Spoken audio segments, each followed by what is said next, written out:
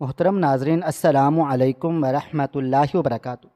مجھے بیٹیوں سے نفرت تھی۔ جب بھی بیٹی پیدا ہونے والی ہوتی، میں بیوی کو ڈاکٹر کے پاس لے جاتا اور پیدا ہونے سے پہلے ہی اس کی جان لے لیتا۔ ایک بار میری بیوی امید سے ہوئی، میں اس کو ڈاکٹر کے پاس لے جانا چاہتا تھا، مگر وہ اچانک گھر سے غائب ہو گئی۔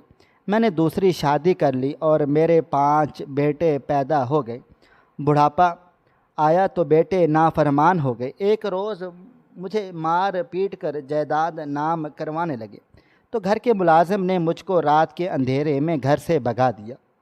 میں ایک بنگلے کے سامنے بے ہوش ہو کر گر پڑا۔ جب آنکھ کھلی تو سامنے کھڑی عورت کو دیکھ کر اس کے قدموں میں گر گیا، کیونکہ میں نے ایک خاموش نگاہ اپنی بیوی پر ڈالی تھی۔ وہ بھاری وجود کے ساتھ بستر پر سیدھی لیٹی ہوئی تھی۔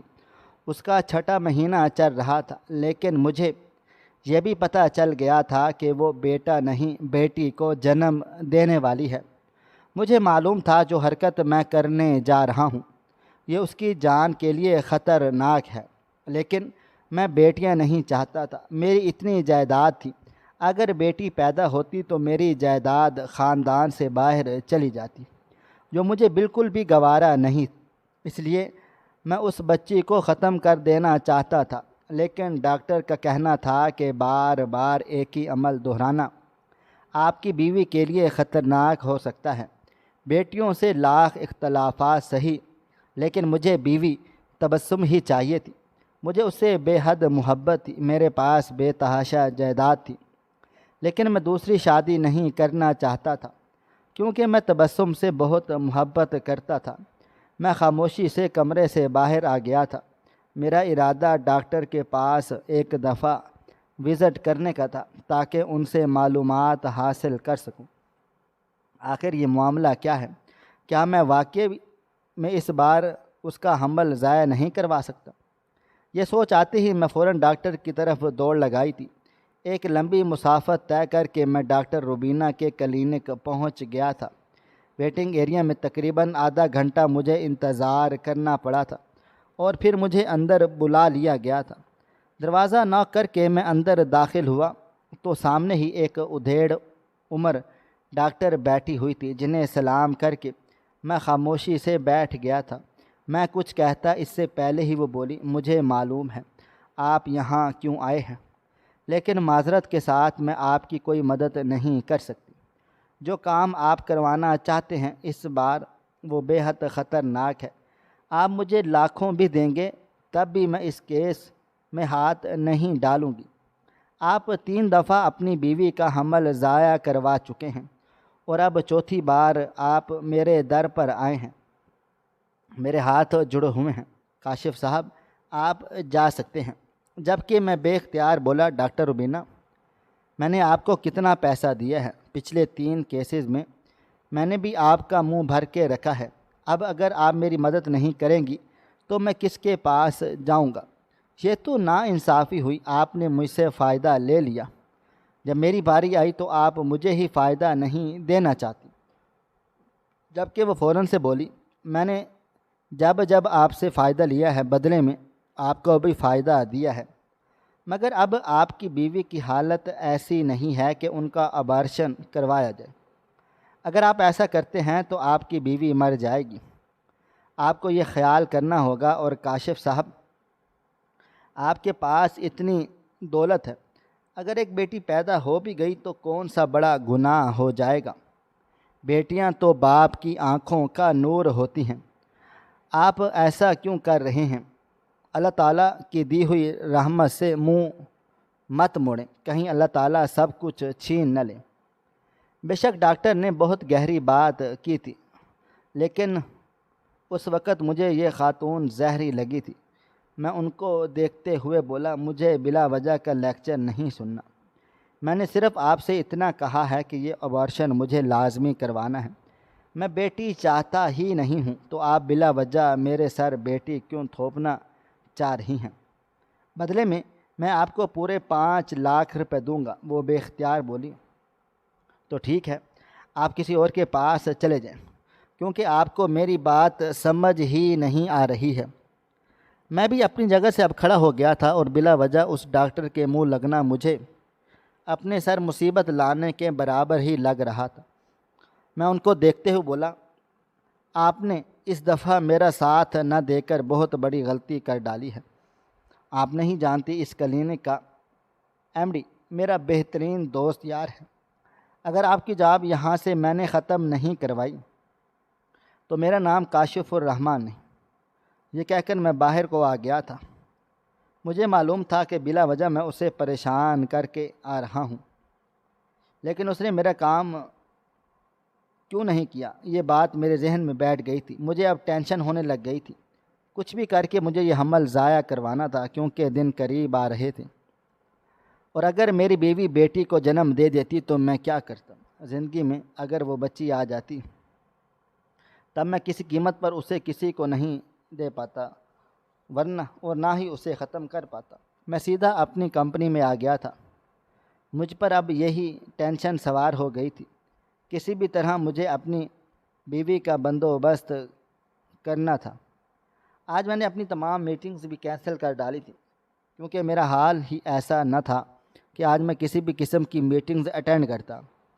پورا دن اسی کشمکش میں گزر گیا تھا۔ میں کسی بھی ڈاکٹر پر بھروسہ نہیں کر سکتا تھا۔ کچھ ڈاکٹر پیسے لے کر کام کرنے کے بعد پولیس کو کمپلین کر دیتے ہیں، اور اگر میرا نام ذرا برابر بھی خراب ہوتا ہے تو میرے لیے بہت بڑی مصیبت بن سکتی تھی۔ اس لیے مجھے ایک قابل اعتماد شخص کا ساتھ چاہیے تھا۔ تقریباً رات 10 بجے اچانک ہی ایک انجان نمبر سے مجھے فون آ گیا تھا۔ میں تھوڑا سا حیران ہوا، کیونکہ یہ نمبر میرا پرسنل تھا۔ زیادہ سے زیادہ اس کا نمبر کانٹیکٹ اور میری بیوی کے پاس تھا، یا کچھ اور جاننے والوں کے پاس ہی ہوتا تھا۔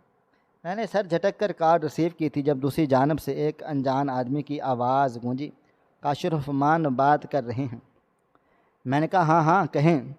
تو وہ بے اختیار بولا، تمہارے مسئلے کا حل میرے پاس موجود ہے، مگر تمہیں مجھے 10 لاکھ روپے دینے ہوں گے، اور ہاں ایک ملاقات بھی کرنی لازمی ہوگی۔ جبکہ میں بے اختیار بولا، کون سا مسئلہ ہے؟ کون؟ تم کس خوشی میں تمہیں 10 لاکھ روپے دے دوں؟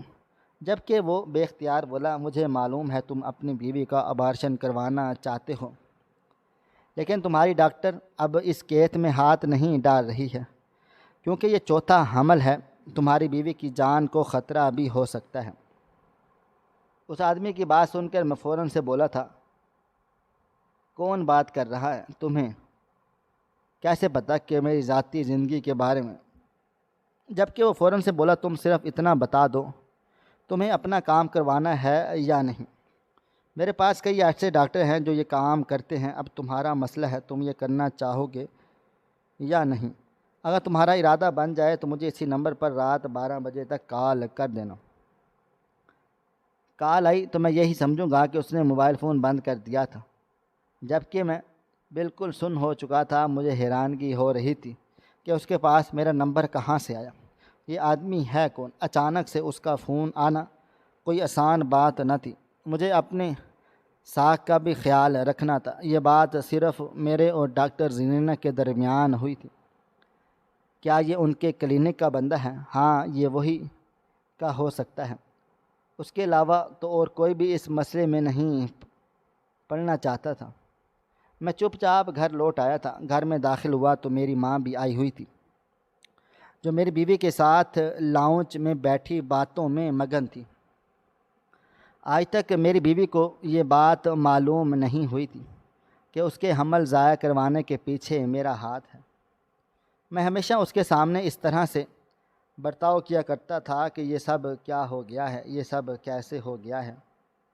وہ دن میں اس کے ساتھ ایک سوگ کا دن مناتا تھا اور اس کو کانوں کان خبر تک نہیں ہونے دیتا تھا۔ میں اندر داخل ہوا تو میری بیوی چہک کر کھڑی ہوئی تھی اور میرے پاس آتے ہوئے بولی، میں آپ کا ہی انتظار کر رہی تھی۔ آج امی نے آپ کا پسند کا پلاؤ بنایا ہے، آپ بیٹھ جائیں، میں ملازمہ سے لگواتی ہوں۔ جبکہ میں اس کا ہاتھ تھامتے ہوئے بولا، تم بیٹھ جاؤ، ملازمہ لگا لے گی۔ تمہاری طبیعت ایسی نہیں ہے کہ تم اب یہاں وہاں چلو، اپنا بہت خیال رکھنا۔ جو ہم نے 3 بار نقصان برداشت کیا ہے، اب مجھ میں حوصلہ ہمت نہیں ہے کہ میں مزید نقصان برداشت کروں۔ تمہاری جان پر میں بالکل بھی رسک نہیں لینا چاہتا۔ یہ بات کرتے ہوئے لمحہ بھر کے لیے میری زبان کانپ سی گئی تھی، مگر میں خود کو کنٹرول کر گیا تھا۔ میری ماں بھی میرے پاس آ کر مجھ سے مل جل رہی تھی، جبکہ میں ان کو دیکھتے ہوئے بولا، آپ کب آئیں؟ آپ نے آنے سے پہلے اطلاع بھی نہیں دی۔ مجھے ان کا آنا برا نہیں لگا تھا، مگر فی الوقت میں چاہتا تھا کہ میری بیوی کے پاس کوئی بھی نہ ہو جس کی وجہ سے یہ کام آسانی سے ہو جائے۔ امی کا ہونا مطلب اب نظر رکھیں، یہی چیزیں مجھے خطرناک لگ رہی تھی۔ میری بیوی بہت معصوم عورت تھی، اسے دنیا جہاں کی کوئی خبر نہ تھی، اور یہی وجہ تھی میں بآسانی اس کا فائدہ اٹھا لیتا تھا۔ تھوڑی دیر تک میں ان دونوں کے ساتھ بیٹھا باتیں کرتا رہا، لیکن میری نظر بار بار گھڑی پر جا رہی تھی۔ راستے بھر میں نے فیصلہ کر لیا تھا، اگر کوئی شخص میرا ساتھ دے رہا ہے تو میں اس کا ساتھ ضرور لوں گا، اس کو پیسے دے کر اپنا کام ضرور کرواؤں گا، کیونکہ میں نقصان برداشت نہیں کر سکتا تھا۔ لیکن بیٹی نہیں، کافی دیر تک اماں ہنستی رہیں، بولتی رہیں، اور پھر تھک ہار کر اپنے کمرے کی طرف چلی گئی۔ میں نے بیوی کو اپنے کمرے کی جانب روانہ کر دیا تھا کہ اب آرام سے لاؤنج میں بیٹھ کر میں اس آدمی سے بات کروں، اور سیدھا اسے میں 10 لاکھ دینے کا ارادہ نہیں رکھتا تھا، بلکہ آدھے آدھے دینے کا ارادہ رکھتا تھا کہ آدھے رات سے پہلے اور آدھے پیسے کام کے بعد۔ انہوں نے دونوں کے جانے کے بعد میں نے چاروں طرف نظر دوڑا لی تھی، سارے ملازمین اپنے اپنے کوارٹر میں جا چکے تھے۔ میں نے دھڑکتے دل کے ساتھ فون نکالا تھا اور اس آدمی کو ملا دیا تھا جو پہلی بیل پر ہی میری کال ریسیو ہو گئی تھی۔ دوسری طرف سے ایک مکروہ کہا کی آواز سنائی دی تھی۔ مجھے لگا تھا تم کبھی مجھے فون نہیں کرو گی، مگر نہیں جناب، تمہیں واقعی بیٹیوں سے سخت نفرت۔ افسوس کی بات، کاشف الرحمن، جب تمہارے پاس کچھ بھی نہیں بچے گا تب تمہیں احساس ہوگا کہ تم نے کیا خزانہ کھو ڈالا ہے۔ اس آدمی کی باتیں سن کر میں فوراً سے بولا تھا، مجھے تمہارا لیکچر نہیں سننا ہے، مجھے صرف اتنا بتا دو تم کام کیا کرتے ہو، نام کیا ہے تمہارا، اور میرا کام کتنے دن میں ہو جائے گا۔ بولا، نام بھی پتہ چل جائے گا، کام کا بھی صرف 2 دن کی بات ہے۔ تم مجھ سے پہلے ریسٹورنٹ میں ملاقات کر لو، اس کے بعد ہم طے کر کے آگے مرحلے کی بات سن کر فوراً سے راضی ہو گیا تھا۔ ایک دفعہ ملاقات کر لینا زیادہ بہتر تھا۔ پوری رات عجیب کیفیت میں گزر جاتی تھی۔ اگلی صبح کا سورج پوری آب و تاب سے روشن ہوا تھا۔ دوپہر 3 بجے میں اس آدمی سے ریسٹورنٹ ملاقات کرنے والا تھا۔ ابھی مجھے ڈائننگ ٹیبل پر بیٹھے کچھ ہی دیر ہوئی تھی جب میری بیوی آرام سے میرے بیڈ میں بیٹھتے ہوئے بولی، اپنا خیال رکھیے گا میں آپ سے بہت زیادہ محبت کرتی ہوں، اتنی کہ لفظوں میں بیان بھی نہیں کر سکتی۔ مجھے معلوم ہے جو کچھ میرے ساتھ ہو چکا ہے اس کا قصوروار کون ہے، مگر میں نے معاف کر دیا ہے۔ اس کی باتیں میری سمجھ سے باہر تھیں۔ میں اس کو دیکھتے ہوئے بولا، کیا بول رہی ہو؟ پاگل ہو چکی ہوں، اور اتنی جلدی کیوں جاگ گئی ہو؟ جا کر آرام کرو، طبیعت ٹھیک نہیں ہے تمہاری۔ جبکہ وہ فوراً سے بولی، میں بالکل ٹھیک ٹھاک ہوں، بس آپ کو اب تاکید کر رہی ہوں، آپ اپنا بہت خیال رکھیں گے، کوئی بھی الٹی سیدھی چیز نہ کھائیں گے، کیونکہ آپ کو گیس ہو جاتی ہے، پھر آپ کی طبیعت مزید خراب ہوتی ہے۔ اور ہاں، دوسری شادی بھی کر لینا، میری طرف سے آپ کو اجازت ہے۔ اس کی باتیں میں حیران ہو کر سن رہا تھا، اس کی ٹوٹی پھوٹی باتیں میری سمجھ سے باہر تھیں۔ میں اس کو دیکھتے ہوئے بولا، یہ باتیں کیوں کر رہی ہو؟ ہوا کیا ہے؟ چند لمحے وہ خاموش رہی تھی اور پھر مجھے دیکھتے ہوئے بولی، پتہ نہیں اس ڈلیوری کے بعد میں زندہ بچ پاؤں گی یا نہیں، مجھے بس اسی لیے خیال آ گیا کہ آپ کو کہہ دوں، بس آپ اپنا خیال رکھنا، میں آپ سے بہت محبت کرتی ہوں۔ میں نے کبھی اپنے دل میں آپ کے لیے کوئی اختلاف نہیں رکھا، کیونکہ مجھے آپ سے بے انتہا محبت ہے۔ یہ کہہ کر وہ اپنی جگہ سے کھڑی ہو گئی تھی اور واپس کمرے میں چلی گئی تھی، جبکہ میں حیران و پریشان ہو کر اس کی پشت کو دیکھ رہا تھا کہ وہ ایسی باتیں کیوں کر رہی تھی، آخر ہوا کیا ہے۔ فی الحال میں ناشتہ وغیرہ کر کے اپنے آفس چلا گیا تھا، 2-4 میٹنگز نپٹا لی تھی اور 3 بجے میں سیدھا مخصوص ریسٹورنٹ پہنچ گیا تھا جو رات ہم دونوں نے ڈیسائیڈ کیا ہوا تھا۔ ٹیبل پر بیٹھا آدمی اسی آدمی کا انتظار کر رہا تھا جب سامنے سے ایک شخص مجھے آتا ہوا نظر آیا۔ پورا چہرہ رومال سے ڈھانپ کر رکھا تھا، آنکھوں پر بلیک چشمہ لگایا تھا، سر پر کیپ پہن رکھا تھا جس کی وجہ سے اس کی شناخت نہیں ہو پا رہی تھی۔ کل رات اس نے کی آواز سے مجھے ایسا محسوس ہوا کہ یہ آدمی کہیں ملا ہے اور میں نے اس سے گھنٹوں بیٹھ کر باتیں کی ہیں، مگر اب اسے دیکھ کر اس بات کی تسلی ہو چکی تھی کہ انہیں ایسا کوئی شخص نے اپنے پوری زندگی میں نہیں دیکھا ہے۔ بلکہ وہ کرسی گھسیٹ کر بیٹھتے ہوئے بولا، میرے نام سلیمان ہے، میں نے ہی کل رات تم سے بات چیت کی تھی، اب بتاؤ تمہارا ارادہ کیا ہے؟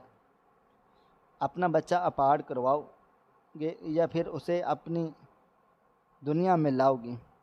جبکہ میں فوراً سے بولا، اگر بیٹا ہوتا تو میں لازمی اس کو دنیا میں لاتا، لیکن یہ بیٹی ہے، میں نہیں کر سکتا اس کو پیدا۔ میں نے 3 بیٹیوں کو اسی طرح ختم کر دیا ہے، میں اس کو بھی ختم کرنا چاہتا ہوں۔ ڈاکٹر زرین نے بتایا ہے، مگر اب اس بات میں میری بیوی کا کیس تھوڑا سا مشکل ہے۔ اگر میں ابارشن کی طرف جاتا ہوں تو میری بیوی کی طبیعت خراب ہو سکتی ہے جو اسے موت کی وادیوں میں بھی پہنچا سکتی ہے۔ بس مجھے اسی چیز کا ڈر لگ رہا ہے۔ مجھے بیٹیاں نہیں پسند ہیں، لیکن مجھے میری بیوی بہت زیادہ پسند ہے، میں اسے بہت پیار کرتا ہوں کیونکہ وہ بے حد معصوم ہے۔ میری بات سن کر وہ آدمی تلخی سے مسکرا دیا اور مجھے دیکھتے ہوئے بولا، یہ کیسی محبت ہے جو اپنی بیوی کو اتنا درد دیتے ہو؟ تم جیسے مرد ہونے سے بہتر ہے انسان نامرد ہوتا کہ اولاد ہی پیدا نہ ہو سکے۔ اس آدمی کی بات سن کر میں کچھ لمحے بول ہی نہ پایا تھا۔ وہ مزید بولا، خیر میں تمہیں یہاں لیکچر دینے نہیں آیا، مجھے بھی پیسے چاہیے اور تمہیں بھی اپنا کام کرنا ہے۔ اس کام کے پورے میں 10 لاکھ روپے لوں گا، ڈاکٹر کو 2 لاکھ کھلاؤں گا، باقی کے میرے اپنے ہوں گے۔ میرا خود کا اپنا ایک ہاسپٹل ہے جہاں پر میں ایسے کام کرواتا ہوں۔ ان کی بات سن کر میں ایک بار تلخی سے مسکرانے کی باری میری تھی۔ میں اس کو دیکھتے ہوئے بولا، تم کون سا اچھا کام کرتے ہو؟ تم بھی تو ان سب چیزوں میں ملوث ہو، تمہیں بھی تو گناہ گار کہا جائے گا۔ جبکہ وہ فوراً بولا، بے شک مجھے گناہ گار کہا جائے گا، لیکن میں نے کبھی بیٹیوں کو ختم نہیں کیا، اللہ کا لاکھ لاکھ شکر ہے۔ میرے رب نے مجھے 3 بیٹیوں سے نواز دیا ہے، مگر میں خوش ہوں۔ اور اس آدمی کی بات سن کر میں کچھ نہیں بولا، بس خاموشی سے اس کے سامنے 10 لاکھ کا چیک کر دیا گیا اور اس کی آنکھوں میں دیکھتے ہوئے 10 لاکھ کے چیک پر میں اس دن سائن کروں گا جب تم میری بیوی کا ابارشن کروا دو گے۔ جبکہ وہ بولا، مجھے چیک نہیں، کیش چاہیے، یہ چیک تم اپنے پاس رکھو، 5 لاکھ پہلے اور 5 لاکھ کام کے بعد۔ اس نے میری ہی بات کی تھی، وہ کافی زیادہ پروفیشنل لگ رہا تھا لیکن معلوم بھی ہو رہا تھا۔ میں نے سر ہاں میں ہلا دیا اور اسے پیسے دینے کا وعدہ کر لیا، اور وہ بولا، فوراً کل دوپہر تم اپنی بیوی کو ہمارے کلینک میں لے آنا، تمہارا مسئلہ حل ہو جائے گا۔ اور بتاؤ، کچھ لوگوں کے کافی وغیرہ، وہ بلا وجہ معاملہ لمبا کر رہا تھا اور میں اب جانا چاہتا تھا۔ میں نے سر نفی میں ہلا دیا تو وہ بے اختیار میرا ہاتھ تھامتے ہوئے بولا، نہیں بھائی جان، آپ میرے ساتھ کافی تو لازمی ہی پئیں گے، کھانا تو ہم کھا ہی نہیں سکتے۔ خیر اس کی بات سن کر میں چپ ہو گیا تھا۔ اس نے فوراً ہی ایک ویٹر کو کال کی تھی اور کافی کے لیے آرڈر دے دیا تھا۔ میں بار بار اپنا موبائل فون دیکھ رہا تھا، گھر سے بھی فون آ رہا تھا، یقیناً امی جان کا ہی تھا۔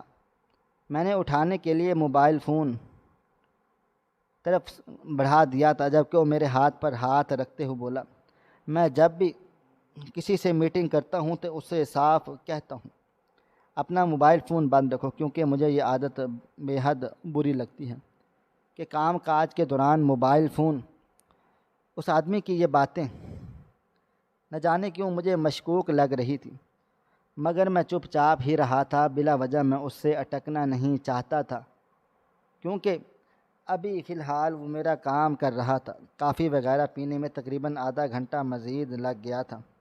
گھر سے اب مسلسل فونز آ رہے تھے۔ اب میں اسے اجازت لے کر کھڑا ہو گیا تھا تو وہ مجھے دیکھتے ہوئے بولا، کر دوپہر 3 بجے لازمی وقت سے پہلے آ جانا، ورنہ میں کسی اور کو ٹائم دے دوں گا اور تمہارا کام اگلے دن پر چلا جائے گا۔ جبکہ میں سر ہاں میں ہلا کر بولا، فوراً ہی اماں کی کال ریسیو کر لی تھی۔ نہ جانے ایسا کیا مسئلہ ہوا تھا جو بنا رکے مسلسل فون کیے جا رہی تھی۔ میں نے کال ریسیو کر لی تو دوسری طرف سے ان کی بھرائی ہوئی آواز سنائی دی، کاشف تم کہاں پر ہو؟ تمہیں علم ہے کہ تمہارے گھر پر کیا قیامت آ چکی ہے؟ تمہاری بیوی بھاگ گئی ہے، نہ جانے کس کے ساتھ چلی گئی ہے۔ بس اب ایک نوٹ دیا ہے کہ میں اپنا بچہ ختم نہیں کر سکتی۔ یہ بچہ مجھے دنیا میں لانا ہے۔ میری ممتا اس چیز کی اجازت نہیں دیتی کہ میں اپنی آنکھوں کے سامنے اپنے بچے مرتے ہوئے دیکھوں۔ وہ تمہیں پہلی بار چھوڑ کر چلی گئی۔ کاشف یہ سب کیا ہو رہا ہے؟ اس نوٹ کے حساب سے صرف معلوم ہوا تھا کہ اس کے حمل تم نے ضائع کروا دیے ہیں، اور یہ سب کچھ کیا ہے؟ جبکہ میں فوراً سے بولا، اماں کیا بول رہی ہو؟ پاگل ہو گئی ہو؟ وہ کہاں جائے گی؟ اس کے تو گھر والے بھی اس دنیا میں نہیں رہے۔ تم ٹھہرو اور میں آتا ہوں۔ میں نے فوراً سے اپنی گاڑی نکالی تھی اور فوراً سے گاڑی گیراج میں نکالی تھی۔ سیدھا گھر پہنچ گیا۔ میرے دل کی دھڑکنیں منتشر ہو رہی تھیں، گھبراہٹ ہو رہی تھی۔ یہ سب کیا ماجرا ہے؟ کیا واقعی مجھے میری بیوی نے چھوڑ کر چلی گئی تھی؟ یہ خیال آتے ہی میری جان نکال رہا تھا۔ مجھے تبسم سے بے انتہا محبت تھی۔ اس کے بغیر رہنا میرے بس سے باہر تھا۔ ایک لمبی مسافت طے کر کے میں گھر پہنچا تو گھر میں صف ماتم بچھا تھا۔ میری ماں اور باقی کے رشتہ دار بھی آ چکے تھے۔ سبھی لوگ رو رہے تھے، بہو چلی گئی، اس نے بچہ ہم سے چھین لیا۔ چوتھی بار ہم اس کو خوشی کو دیکھنے والے تھے، مگر اس خوشی سے محروم ہو گئے۔ میں فوراً اماں جان کی طرف لپکا تھا اور ان سے وہ نوٹ چھین لیا تھا، اور اس میں صاف صاف الفاظوں میں لکھا ہوا تھا، داعش تھا کہ میں اپنا بچہ اب مرتے ہوئے نہیں دیکھ سکتی۔ کاشف الرحمن، تم نے جو کرنا تھا کر چکے ہو۔ مجھے حقیقت معلوم ہو گئی تھی۔ میں اب یہاں ایک لمحہ نہیں رکوں گی۔ میں جا رہی ہوں، اور ہمیشہ کے لیے تمہیں تمہارا یہ عالیشان گھر اور بلا وجہ کی انا مبارک ہو۔ میں اپنے بچے آنکھوں کے سامنے مزید مرتے ہوئے دیکھ نہ سکتی تھی۔ میں وہیں سر پکڑ کر بیٹھ گیا تھا۔ بچے کا جانا مجھے بالکل بھی محسوس نہیں ہوا تھا، لیکن تبسم کا چلے جانا مجھے مکمل طور پر ختم کر گیا تھا۔ میری اماں مجھے مسلسل کوس رہی تھی کہ میں تمہیں فون پر فون کر رہی ہوں، لیکن تم فون کیوں نہیں اٹھا رہے؟ اگر تم وقت پر فون اٹھا لیتے تو جلد اسے پکڑ لیتے، نہ جانے اب وہ کہاں تک پہنچ گئی ہوگی۔ لیکن میں نے پھر بھی ہمت نہیں آ رہی، فوراً ہی پولیس اسٹیشن میں گمشدہ کی رپورٹ درج کروا دی۔ اب اپنے سراغ لگا کر میں نے اسے ڈھونڈنے کی بہت زیادہ کوشش کر لی، لیکن کچھ بھی پتہ نہ چلا تھا۔ تقریباً آدھا گھنٹے کے بعد 2 ماہ بعد میری بیوی کی طبیعت اب کچھ بہتر ہو گئی تھی۔ شادی کے دباؤ ڈالنا شروع کر دیا کہ کب تک تم کنوارے رہو گے۔ تبسم چلی گئی، اسے تمہارا بالکل احساس نہ تھا۔ اسے صرف اور صرف اپنا بچہ چاہیے تھا جو اسے مل چکا ہے۔ تم اب شادی کرو، اپنا گھر بساؤ، اللہ تمہیں بیٹے سے نوازے گا جس کی تمہیں خواہش ہے۔ اماں کی بات مجھے اب دھیرے دھیرے سمجھ آنے لگ گئی تھی۔ ہو سکتا ہے تبسم کے ذریعے مجھے بیٹی ہی پیدا ہونی ہو۔ یہی سوچ کر میں نے اماں کو دوسری لڑکی تلاش کرنے کی اجازت دے دی تھی۔ میرے پاس روپیہ پیسہ تھا، دھن دولت تھی، اس لیے مجھے کنواری لڑکی مل گئی تھی۔ دیکھنے میں کافی اچھی تھی، لیکن مزاج کافی تیز ترار تھا۔ اسے کوئی فرق بھی نہیں پڑتا، کیونکہ میں بھی کچھ کم نہیں تھا۔ میں نے اسے سنبھال کر رکھا تھا۔ اس بات کا مجھے اندازہ تھا۔ شادی کافی دھوم دھام سے ہوئی تھی۔ شادی کی پہلی رات ہی میں نے اس پر یہ بات واضح کر دی کہ مجھے بیٹا چاہیے۔ میں اب کچھ بھی نہیں چھپانا چاہتا تھا۔ میں تبسم کو کھو چکا تھا۔ مجھ میں اب جینے کی اتنی کوئی خاص تمنا نہیں رہی تھی۔ اگر یہ عورت جانا چاہتی ہے تو وہ نوے اس کی مرضی ہے۔ وقت دھیرے دھیرے گزرتا چلا جا رہا تھا۔ ٹھیک 2.5 مہینے کے بعد وہ حاملہ ہوگی۔ مجھے اب صرف اور صرف اس سے بھی ایک بیٹے کی چاہ تھی۔ تبسم سے جب میں اس چاہ کی امید پر اس کے 3 بچے ضائع کر سکتا تھا تو پھر اس لڑکی سے میں کیوں ایسی آس امید رکھ کر کرتا۔ یہ مجھے بالکل لڑکی کے تقریباً 6 مہینے کے بعد اس کا جنڈر ٹیسٹ کروایا اور جب اس کی رپورٹ آئی تو میں حیران اور پریشان رہ گیا، کیونکہ بیٹے کی ماں بننے والی تھی۔ مجھے یقین نہ آ رہا تھا، یہ حقیقت ہے۔ میں نے 2 سے 3 بار اسی ٹیسٹ کو دوبارہ کروایا اور تینوں بار یہی بتایا گیا کہ میرا بیٹا ہے۔ میں نے خوب خوشیاں منائی تھی۔ میں نے تبسم کی اپنی اولاد پر ہی بھول گیا تھا۔ اس کے بعد وہ دوبارہ حاملہ ہوئی اور پھر دوبارہ کب مجھے بیٹا پیدا ہوا میں نے افسوس لیا تھا کہ اگر بیٹی بھی پیدا ہوئی تو میں لے لوں گا، مگر حیران کر تیسرا بھی میرا بیٹا پیدا ہوا تھا۔ میری تو باچیں ہی کھل اٹھی تھی اور میں نے جب اللہ تعالیٰ نے مجھے ایک ساتھ جڑواں بیٹے عطا کیے، میرا پورا خاندان مکمل ہو گیا تھا۔ ایسا لگتا تھا جیسے میرے گھر میں خوشیاں ہی خوشیاں آ گئی ہوں۔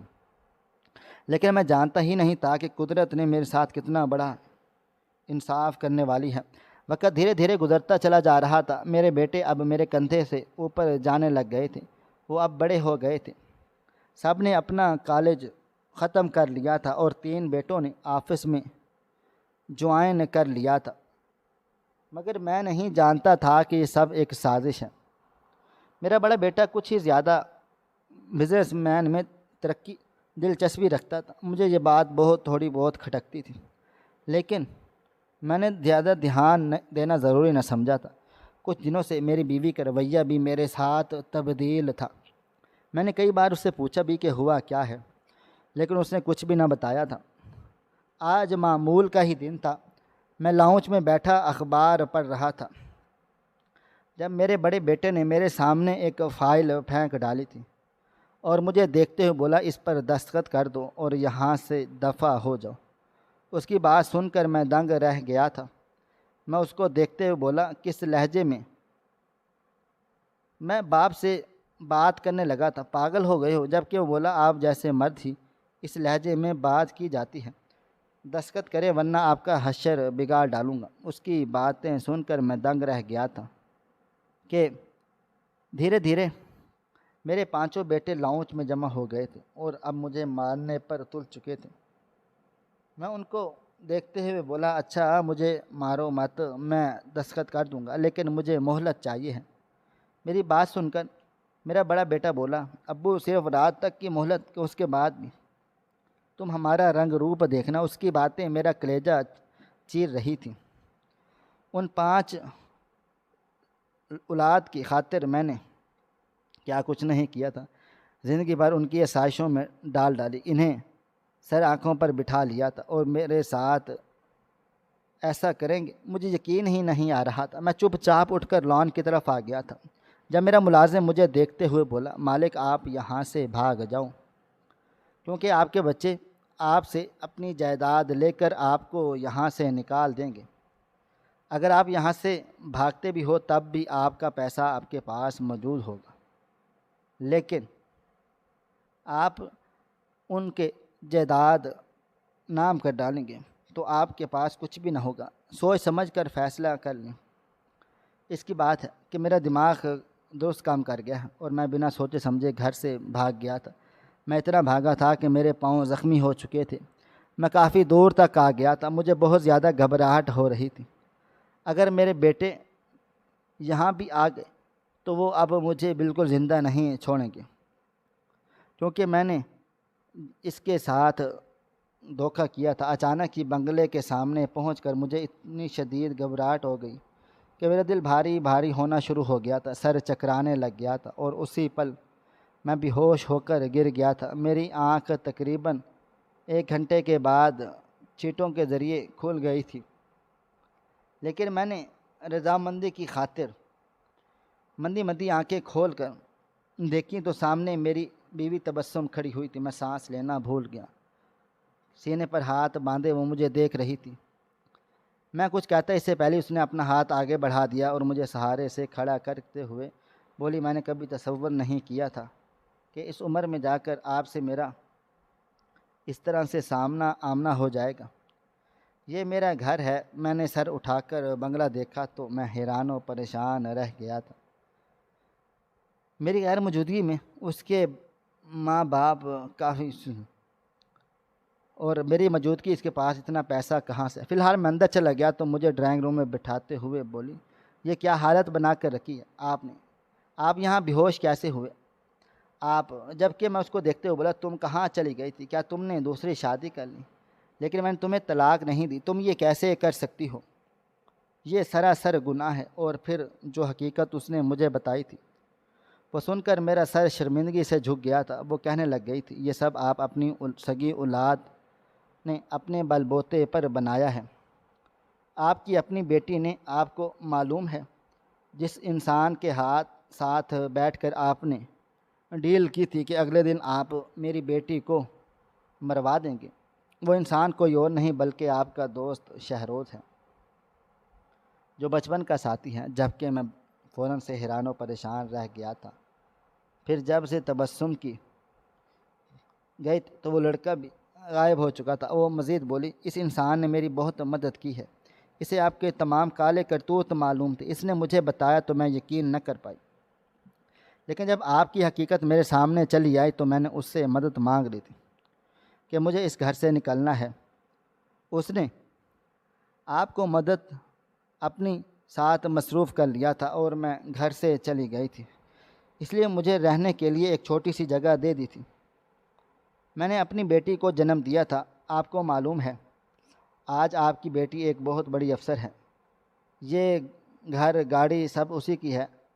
تو میرا سر جھک سا گیا تھا کیونکہ میں نے دھیرے دھیرے اسے 5 بیٹیوں کا کہانی کا بتا دیا، جبکہ وہ تلخی سے مسکرا کر بولی، میں یہ نہیں کہتی کہ بیٹے غلط ہوتے ہیں، مگر جب اللہ تعالیٰ کی دی ہوئی نعمت رحمت کو ٹھکراؤ تو اللہ تعالیٰ نعمت بھی چھین لیتا ہے۔